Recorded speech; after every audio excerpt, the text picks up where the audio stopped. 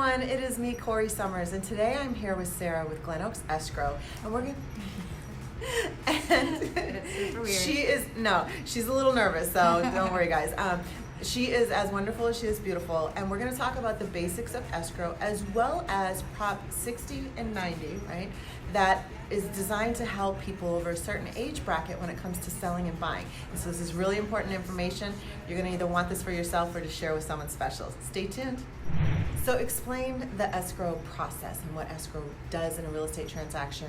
And we're mostly, for everyone watching, we're mostly talking about California. And depending on what state you're in, you're either dealing with an attorney state, and the attorneys function very similar to what escrow does, or you're in an escrow state. It's one or the other. You're either attorney or escrow. So this information applies to, I would say, maybe half the country, and the other half, just replace the term escrow for your attorney. Go ahead. So escrow is the neutral third party in a real estate transaction. We're the glue that holds the transaction together. We're dealing with the buyer, seller, lender, the real estate agents, all the parties involved. We uphold the contract, and we make sure that at the end of escrow, the buyer walks away with a new home free and clear of any liens, and the seller walks away with their money at the close of escrow. And both those things are pretty important, right? When you're selling your home, you want to make sure you get paid. Yes. And when you're buying a home, you want to make sure you're not inheriting a problem, right? Right. And there's a couple of layers to that. One is title, and there is a video that was done recently. There's a link below to the interview with title. It kind of goes over that title process. And what other things can escrow maybe catch, or does escrow look for? So we would look to see if there are any liens on the property when we open escrows. So in the process, let's say someone has a 30-day escrow, and you're talking to agents on both sides. What are some of the little things that you guys do that buyers and sellers aren't really aware of? It just kind of magically happens for them because we're all working so hard. So when we open escrow, we order a variety of reports for the property. So we order the 90 city report, which is required on all properties in LA city limits. We order natural hazard disclosure reports. These are all reports that are mandatory to have during the course of an escrow, so that the buyer and seller both know and everything is completely disclosed, anything that might be of useful information. So now we're going to get into the portion that I'm really excited about, and this is something that we ran into each other at an amazing $14 million new construction home in Encino, and if you guys want more information about that, I have a beautiful home to show you. So we were talking about Prop 60 and 90 and how it is such a wonderful thing that was passed and put together to help people in a certain age bracket whose income is like dwindling down because you're at the end of your working lifespan, and you're not necessarily going to keep rising in pay raise, and now your income is getting more fixed. But yet you're in a home that you raised your kids, and you've got this 5-bedroom home, and it's just you or you and your spouse, and money's starting to get smaller because maybe they retired or you retired. Talk about exactly what Prop 60 and 90 is and how this helps. So Proposition 60 and 90 are propositions that were created to help seniors 55 and older. So you basically take the tax basis of your current home and you can transfer it to a new home of equal or lesser value. So if you purchased a home for $100,000, 20 years ago, let's say, you're paying property taxes on the purchase price, what you paid for it, right?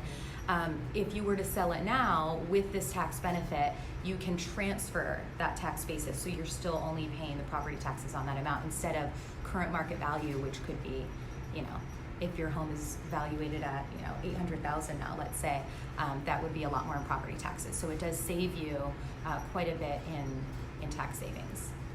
So I want to dive a little deeper, and I want to give a couple examples, and you can start me there. So first, when you said $100,000, I'm like, where did you buy? Oh yeah, maybe if you bought way out in Pomona 20 years ago, or condo. I hear in Phillips people Ranch. here in Los Angeles all the time say, "Oh, I've had this house for 40 years, and they got it for $80,000." I'm just like, "Oh yeah. my goodness!" So 40 years ago, yes. 20 years ago, yes. Maybe 10 years ago, you got something at an amazing deal. There was definitely nothing at $100,000. So let's kind of go into a little bit of a deeper example of that, and maybe something that applies to a lot of people out there.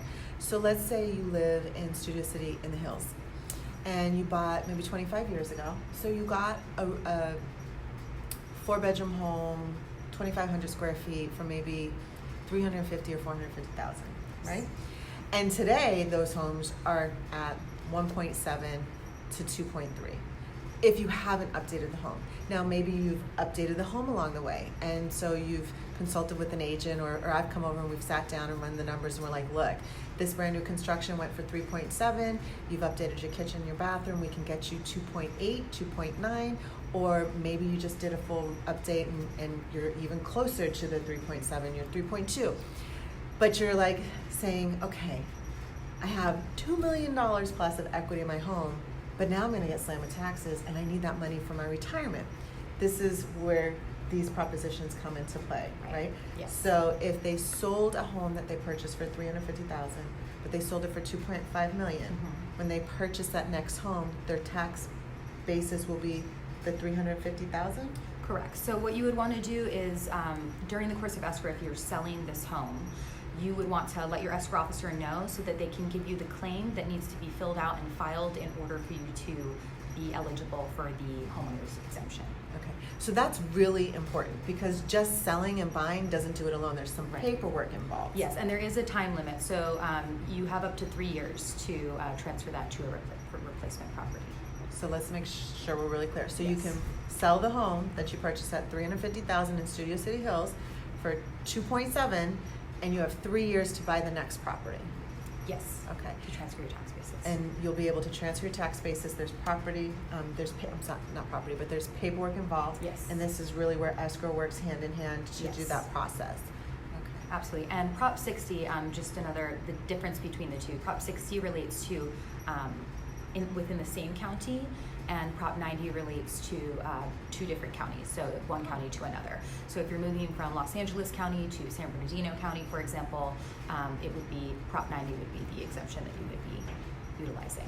Or if you're moving from Los Angeles County to San Diego, or maybe Yes. up to past Santa Barbara, Ventura County. Yes. Because, you can still get a lot more in Ventura County or San Diego for your money. They're both amazing places to live. Beautiful weather. I mean, Yeah. I don't think it gets any better than San Diego, right? 70 degrees all year round. I'm kind of excited about that. So there's solutions out there for everybody. And one of the reasons why Sara and I wanted to talk about this today is, sometimes I think when you're getting older and getting closer to retirement, you get overwhelmed. And so it can be scary. You've worked your whole life. You've maybe made sacrifices for your family, for your children, and you've seen retirement at this thing at the end of the road, right? The end of the light at the end of the tunnel, and you're like, great, I can, relax. But then as it gets closer and closer, you get nervous. You're like, okay, stock market tanked this year, stock market tanked that year, my retirement went down, maybe you lost half of it when the market crashed and corrected 10 years ago, and you're saying, I don't know if I can do this. But it doesn't make sense to stay in your 5 or 6 bedroom home when it's just you and your spouse, and maybe you want a smaller ranch that's 2 or 3 bedroom, or you want a condo because you don't want to deal with the maintenance, but you're saying, oh my gosh, I can't afford the new taxes.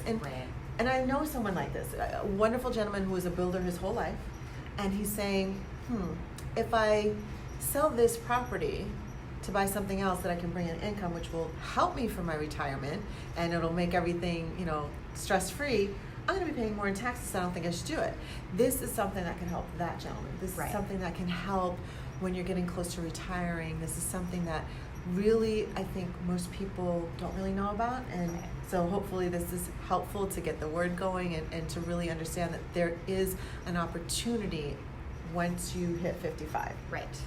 And there are a few other limitations just to be aware of. It's not all of California, but it is in 11 counties, some of those being Los Angeles, San Diego, Orange, Ventura, Riverside, it goes on. Okay, so another few things about this, another few limitations just to be aware of. The original home and the replacement home must both be principal residence. So that's a good thing to keep in mind. So it can't be an investment property. Correct. And once you have filed and received this tax relief, neither you or your spouse that resides with you can file again in the future. Okay, so it's a one-time deal. One-time thing. Okay. But it can save you an incredible amount of money if you are looking to downsize or just move locations. If you're trying to be closer to maybe your kids are, having their kids and you want to be closer to them, and it's a really good opportunity. Okay, because I almost got excited because I'm sitting here thinking I have a condo and I rent it out, so maybe if I wait till 55 to sell it, then I can go to the next one and hey, that one I picked up for, I'm not going to sit here and say, but you can't get it for that price today. But it was my principal residence. So as some of you know, I also have a background in finance, and it is really important to me to not just help people with buying and selling a home, but like your overall financial health. And so what some people don't really know is it is a statistical fact that right now, 3 out of 4 Americans are retiring in poverty. And I want you to think about that for a second.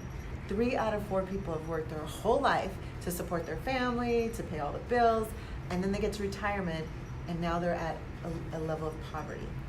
So knowing what you can take to your advantage can really change that, because maybe staying in your 4 or 5 bedroom home that's worth a couple $1 million that you only paid 3 or 4 or 500,000 is going to help you in retirement. You need to work with someone that understands that has the right relationships, that knows how to process that to help you, so that those golden years will actually be enjoyable versus being a burden. And so that's why we wanted to sit down today, to really share some information to help you out. And I want to thank you, Sarah, for joining me. I really appreciate it. Absolutely. Thank you for having me. Absolutely. So you guys, thank you for watching. If you have any questions or comments, put those below. We are answering those. And if it's a little bit more than what I can put below, just include your email or send me a direct message, and I will answer you, or we'll set up a time to come and talk with one of us or both of us. And if you haven't subscribed to my YouTube channel, please go ahead and do so now, but be sure to click that bell so that you'll get updates. Thank you guys so much. And all of Sarah's information will be below as well.